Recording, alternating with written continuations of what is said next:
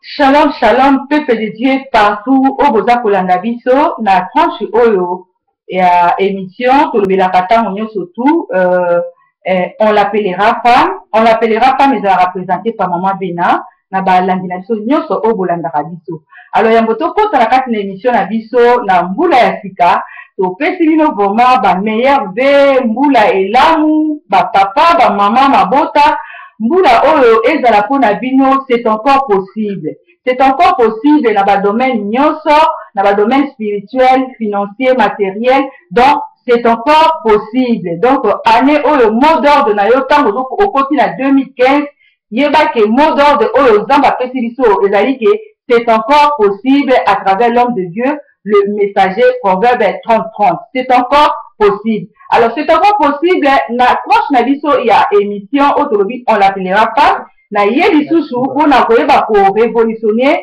ba mama ebele na soutien na biso oyo na likolo belasi hospitalité tope koyamba. Alors mama na nga yambo na kota nango na kena no kopesa bandeko na biso ya Paris tanti nasha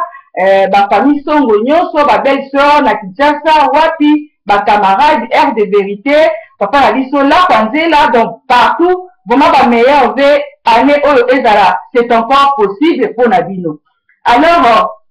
na sepeli kolendisa yo mama pour révolutionner yo na tina na hospitalité. Au moins touti kolekisa ba mbula oyo uti koleka 2014 uti koleka to poti mbula ya sika na pesi no pe merci na ba mama bele bobenga kangai toyebi ke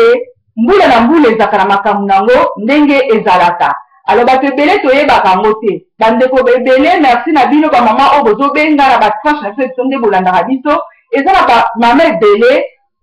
bamosusu baza kosinquiété ke ane wana elekaki bapesa biso baparole boye tomoni te ane oyo mpe ndenge moko tomoni te ekomi lokola récitation oyo nzambe oyo biso tosalelaka aza nzambe ya récitation te nzambe na biso aza nzambe ya habitude te mais aza nzambe oyo asalaka. Alors bato ebele bayebi ba secret oyo te yango na ye pa na yo mama mpona korevele yo secret oyo ya hospitalité koyeba koyamba po peut-être bato ebele bamonake il faut nakotaka bagene na intercede nabondela mpo nzambe asala likambo na ngai boyeboye non donc mpona kozwa solution na likambo na yo eza na banzela ebele oyo yo koyi kosalela nzambe mpo ke nzambe tasalela yo mais ebele toyebaka yango te. Alors nalingi naloba moke mpona hospitalité tokozwa attitude ya mwasi moko oyo ayambaki mosali na nzambe mpe amonaki miracle na kati na bomoi na ye. Alors nakoki kosenga mpe soki moto na nzambe le messager akoki koede ngai mpona kotanga na toza na okoki kozwa mpe bibeno na 2 Rois chapitre 4 verset 8 à 11 totala attitude ya mwasi wana ndenge ayambaki te ezalaki na basituation baproblème mpe azwaki miracle na nzela ya hospitalité ya koyeba koyamba. Nous lisons le nom de Jésus. 2 Rois 4, 8 à 11. Un jour, Élisée passait par Sunem. Il y avait là une femme de distinction qui le pressa d'accepter à manger. Et toutes les fois qu'il passait, il se rendait chez elle pour manger. Elle dit à son mari, voici, je sais que cet homme qui passe toujours chez nous est un saint homme de Dieu. Faisons une petite chambre haute avec des murs et mettons-y pour lui un lit, une table, un siège, un chandelier, afin qu'il s'y retire quand il viendra chez nous. Élisée étant revenu à Sunem, se retira dans la chambre haute et y coucha. Amen. Amen. Donc, ce qui m'a ramené au chapitre 2 Rois chapitre 4, 8 à 11, au côté la histoire wana. Soki otani na bozindo okolanda ke mwasi oyo azalaki na problème ya kobota mais na nzela ya kobota asalaki peut-être pas asalaki mpe bandenge nyonso tu ya kogene ya kobondela ya kosala ndenge nyonso tu mais amonaki eyano te mais na nzela ya mosali na nzambe ntango mosali na nzambe wana Élisée aza koleka mwasi ya révélation soko otangi ayi mpe mwasi wana azalaki mwasi ya distinction mais nga na bakisi lisusu mwasi wana azalaki mwasi ya révélation. C'est-à-dire, biso ba mama ebele toza na révélation te. Ba mama ebele ozomona ba problème na ezofandela biso bambula na bambula 2 ans 5 ans 10 ans parce que toza na révélation te. na uti kosolana mama moko na uti kolendisa ye na lobi mama omoni ba problème na biso ebele e omelaka mpona nini parce que toza na révélation te mpe toyebi ndenge nini akoyeba koluka nzambe te napesaki mama na 3 choses na kati na vi na biso toza na baproblème problème ya liboso so omoni problème na yo eza komarche te mitala yo moko soko mitali yo moko omoni keno likambo ezosenga repatance kota na repatance okozwa solution mbala moko et deuxièmement tala likambo na yo est-ce que likambo za nango eza satan moto aza à la base ya likambo wana soki ezali satan bible elobi ke résister au diable il fuira loin de vous soko otelemi na kati na mabolongo otelemeli satan na makambo za nango okozwa solution et troisièmement toza na basituation mosusu ekomelaka biso ezali nzambe ye moko aza à la base tokopesa exemple ya vie ya ana azalaki na problème ya kobota mais problème na ye nzambe moto azalaki à la base ya likambo wana alors soki nzambe moto aza à la base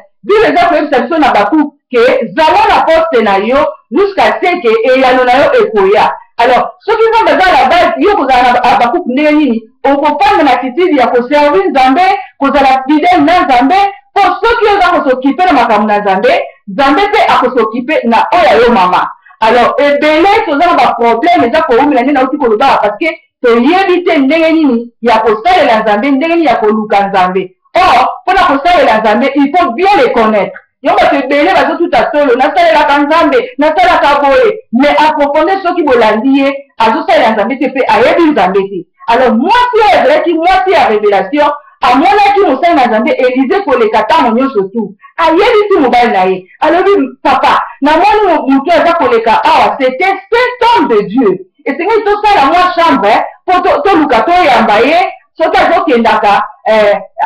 alalaka awa mais lelo oyo révélation oyo mwasi azalaki nango bamama ebele bozolandanga partout na monde entier bamama ebele mingi miso na biso eza ya kokangama matoi na biso eza ya kokangama mais na trache ya émission oyo na exhortation oyo nalingi yo mama miso na yo efungwama matoi na yo mpe efungwama mpo omona basali ya nzambe oyo ya solo omona basali ya nzambe oyo bazosali ya nzambe kati na solo mingi kati na biso toyebaka soki mbula elingi ebeta tokoki mbula elingi ebeta ndenge nini tozoyebake mbula ezobeta mais na basituation tozoleka nango koma tokoki koyeba discernement te ke oyo aza mosali na nzambe ya solo oyo aza mosali na nzambe ya solo te ebele nautaki paris nakendaki vacance na paris nayoki bamasolo bamama ebele bazolongwa na paris bazokotize bambongo mona bakei na kinshasa okwayake bake koluka nzambe estce na paris nzambe aza te estce na états-unis nzambe aza te estce na angleterre nzambe aza te tala ignorance donc moto azomonake soki na déplace na kei boye nde epuis ntango bamama na bazokende kokweya na basali na nzambe oyo ya solo te oyo ya lokuta alors mama na ngai nalingi na révolutionne yo telema 2015 ezala année na yo ya révélation koyeba eke oyo aza mosali ya nzambe ya solo oyo aza mosali ya nzambe ya solo te mpe soki oyebi ke oyo aza mosali ya nzambe ya solo soutenir ye na mosala oyo aza kosala emingi surtout biso na diaspora na poto basali ya nzambe mingi en tout cas toza na badifficulté financier mpenza te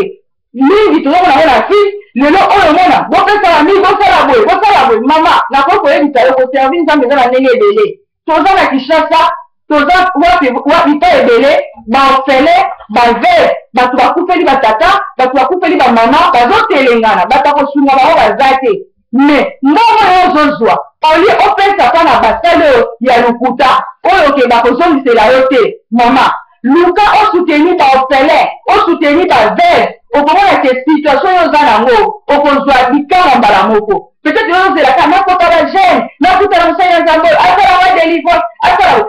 délivrance no peut-être eza kaka nayebi te délivrance nango te tolobaka tozwaka délivrance chaque jour alors ntango susu kaka acte oyo koki kosala kosuteni baorphelin mbongo na yo ozosuteni baorphelin oza kosuteni baveuve oza kosuteni bana basi oyo batikala bango moko mibali bakufa atikali ye moko aza kotelengana na acte oyo ozokosala wana mbala moko bikambo ye na kati na bino alors 2015 oyo ezala année ya révélation mpo na yo mama na congo na wapi na états-unis partout boza kolanda biso tozala basi ya révélation lokola mwasi oyo ayambaki élysée esoki otali mbala moko na lisolo ya mwasi oyo azwaki bikamwa na nsima nango akutana biso na badifficulté mwana akufaki me na nzela kaka ya mosali na nzambe wana avivaki lisusu yango wana bamama totelema tosoutenir basali ya nzambe oyo ya solo lelo tozomona basali ya nzambe oyo ya solo oyo tokoki komona loboko na nzambe na nzela na bango mingi bakangami ya otage mingi bakwai na faiblesse ya monde oyo mingi bakangami na bainfluence